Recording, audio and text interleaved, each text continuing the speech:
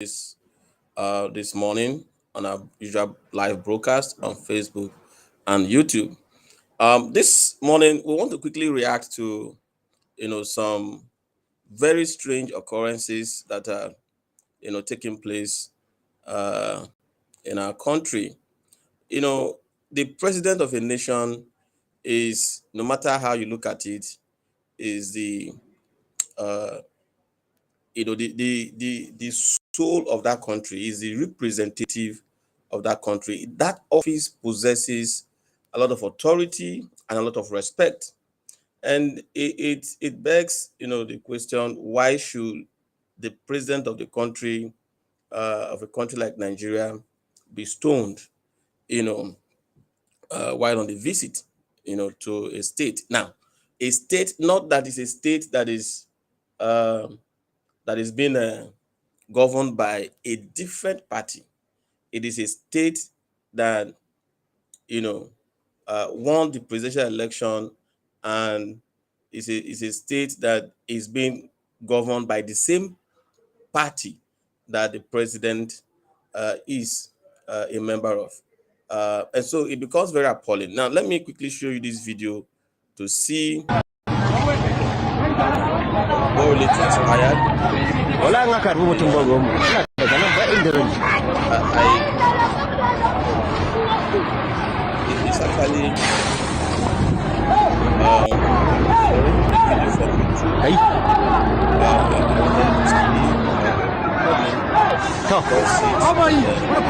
Say it properly so that you can see it. I'm going to share the video for you to see. Let me set it very properly. But the issue is, in the past week, it has been a terrible experience for Nigerians all across board. It has been a terrible experience. From the extension of everything extended, and one begins to be afraid whether we are going to also extend the suffering. And that is the point of this broadcast.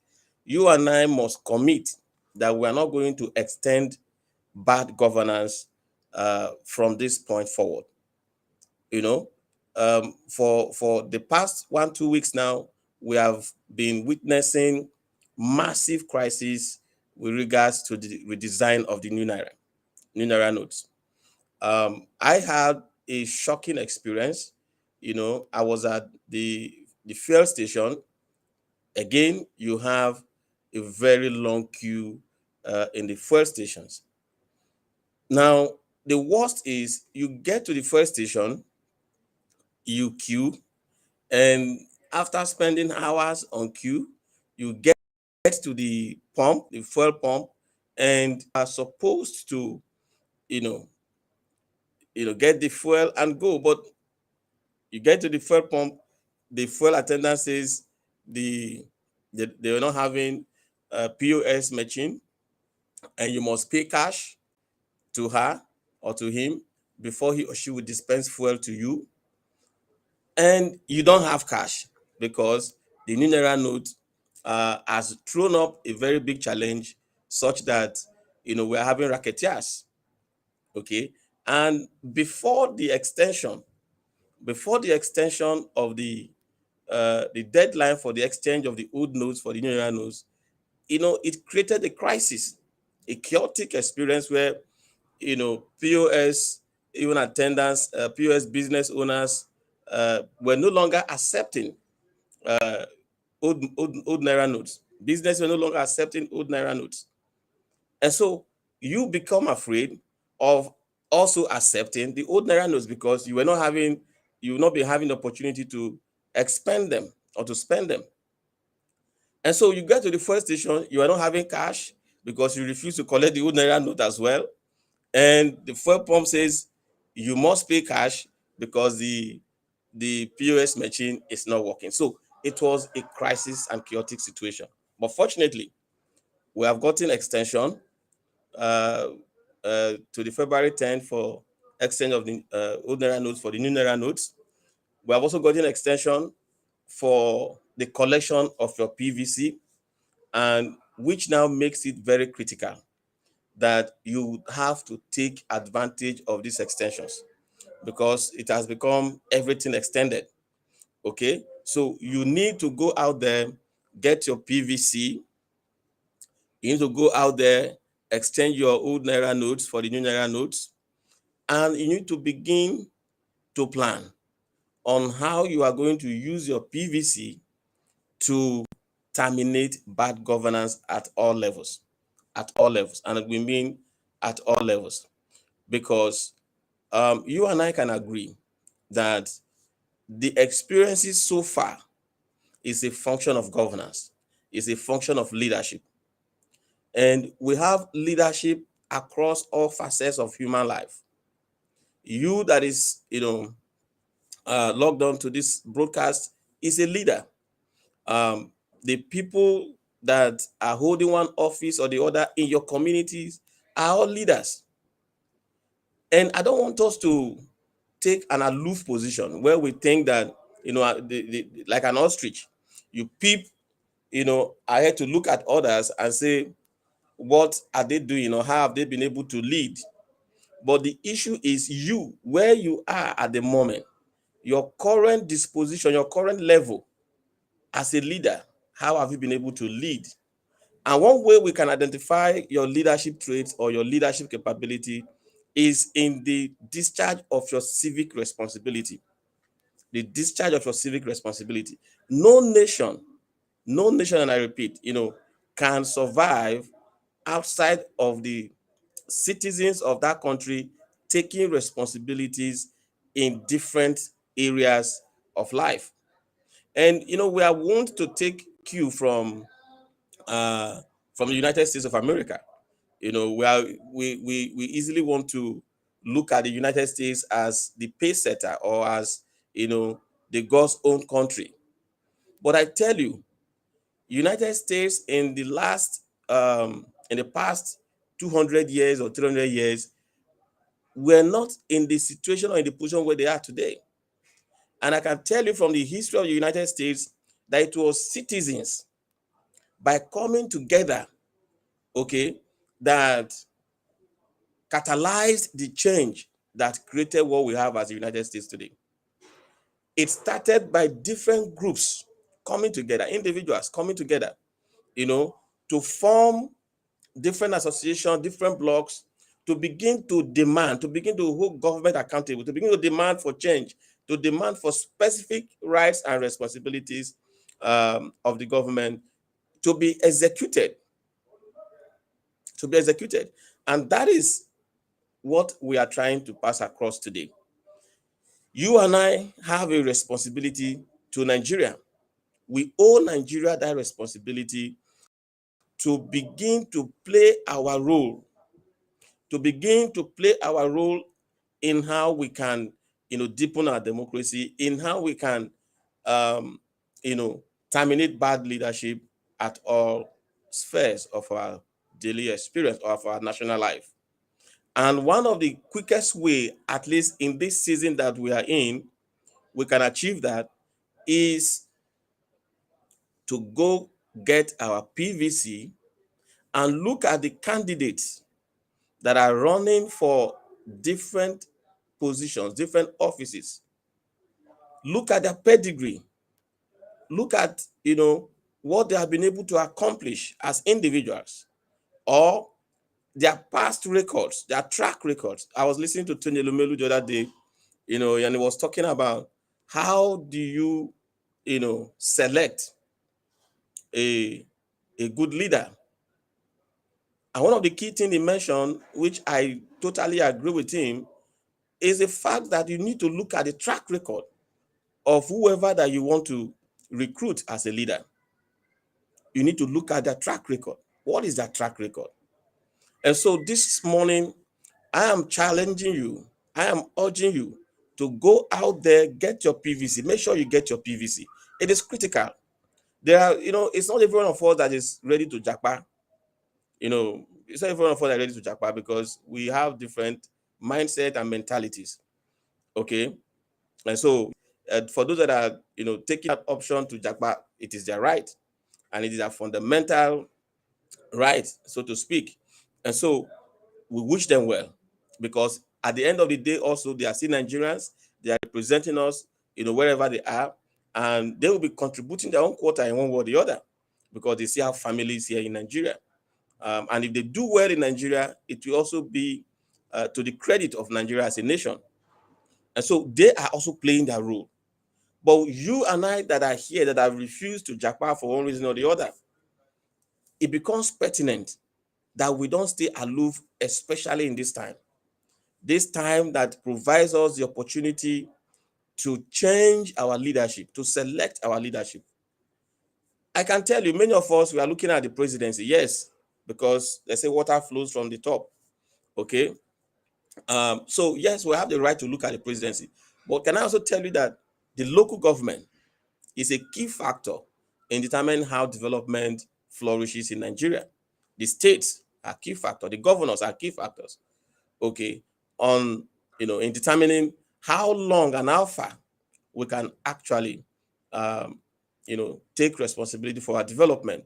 The fast-pacedness, the speed of how our development can occur. And so I want to appeal to you today to do not take it for granted. Tell one person, tell two person. Last week I was out there, trying to campaign, essentially for a particular candidate. However, but basically my message was for people to go get their PVC. Now, why is this important? I tried to share a video with us earlier on, but the video wasn't well positioned. Let me try it again and see if we'll get it right this time. Um, you know, we okay, so maybe I will leave it. Um, oh, no. Okay, yeah. So you watch this video now, you see how your president and my president in Wala nga Kano. ka mutum ba ruwan mu. Ina daga nan ba inda zan je. Yes, now sorry. They do it bit small in eyes, but we are borrowing from the YouTuber as well. This and then To, this video don't have it. Babai don uwansa, babai. wani Allah. Babai wallahi. The Ai. Na lillahi wa inna see, the couch, the talks. Now don't forget, this is an APC state. Kano State is an APC state. Okay, Kano State is an APC state, and so it becomes very worrying that a state that is governed by the same party with the president can experience this kind of attack, this kind of an embarrassment, a total embarrassment. Now, we have not had this so bad, at least in this election cycle. Yes, we have seen candidates that were attacked, but the president is not a candidate. The president of the country today is not a candidate. So what informed this kind of behavior by these hoodlums? And can we say that the governor or the leadership of Kano State, now we understand that earlier on he actually requested that the trip of Mr. President be postponed, be shifted to another day, that they have security information that this kind of a thing could happen. But again, if you have an intelligence, what is the essence of an intelligence if you cannot forestall? Having received this intelligence, you cannot prepare and forestall, that occurrence that you have received intelligence about it. And this is what is, making us to worry the more, because it looks more like it's an organized stuff to embarrass the president. or harm the president at worst. And so we want to urge the security agencies and all that are concerned to please sheathe their swords. We don't want to take this kind of attitude, to take this kind of behavior into the full election period, where people will be going to cast their vote for the president, the National Assembly members, and the governorship uh, elections. And so, one way we can stop this kind of mess moving forward, moving into the future, is to ensure that we terminate, you know, bad governance at all levels. And one way you can do that, like I said before, is to ensure that you get your PVC and make sure you vote for the right candidate. We're not going to tell you the candidate to vote, because especially the election for the president is between good and evil. Permit me to use that word, is between good and evil, because the candidates, at least the major three candidates that are having the best chances of winning this election, have their records in the public domain. They have their records in the public domain. And if we must follow what Tony Lumelu said, if what Tony Lumelu said is anything to go by, which is to select the best type of leaders, to select good leaders, that we must look at their past records, their track records. Then we must begin to look at the track records of these three most viable candidates in the coming general election for the presidency. Okay, we must begin to look at their track records in terms of capacity, in terms of character, okay, and in terms of competence. When we talk in terms of capacity, um, it includes your ability to be visionary. It includes your ability to be able to muzzle the political will to challenge the status quo and to bring about cataclysmic changes that is required, especially in this season that we are in this country.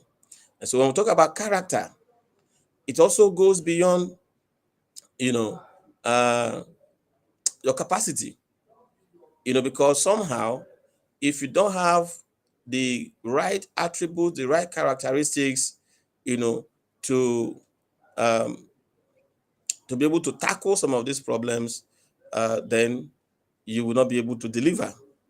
And so when we talk about your character, we talk about your humanity, your humanness, your humility quotient, your empathy level.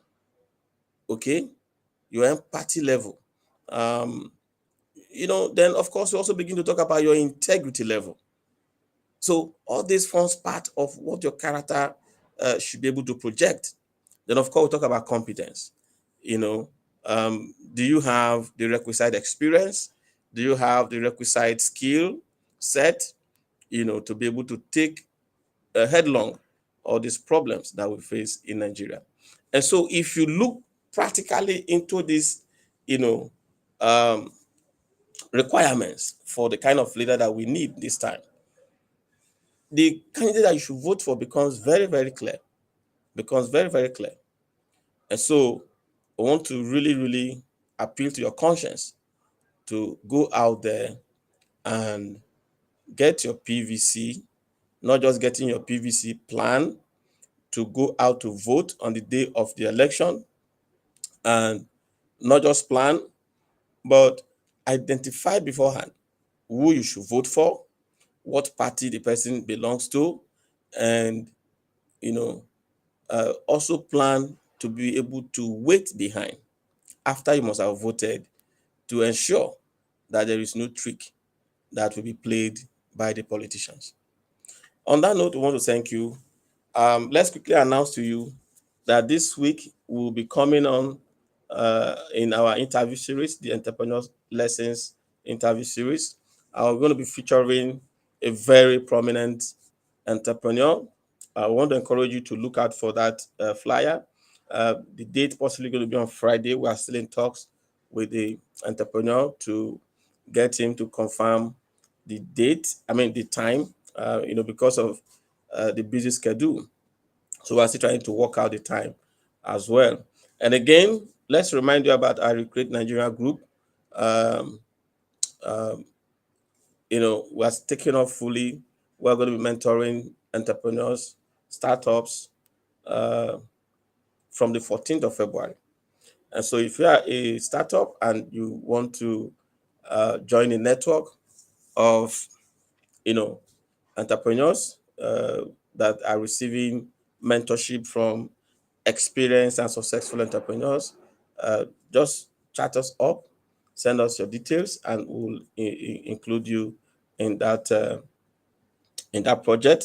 And again, if you're also a mentor that thinks that you have what it takes, an entrepreneur that thinks you have what it takes to serve as a mentor to startups or upcoming entrepreneurs, also get across to us so that we can take uh, your details and include you in the project as well. On that note, gentlemen and ladies, we thank you for joining us in this broadcast, and we'll see you soon next.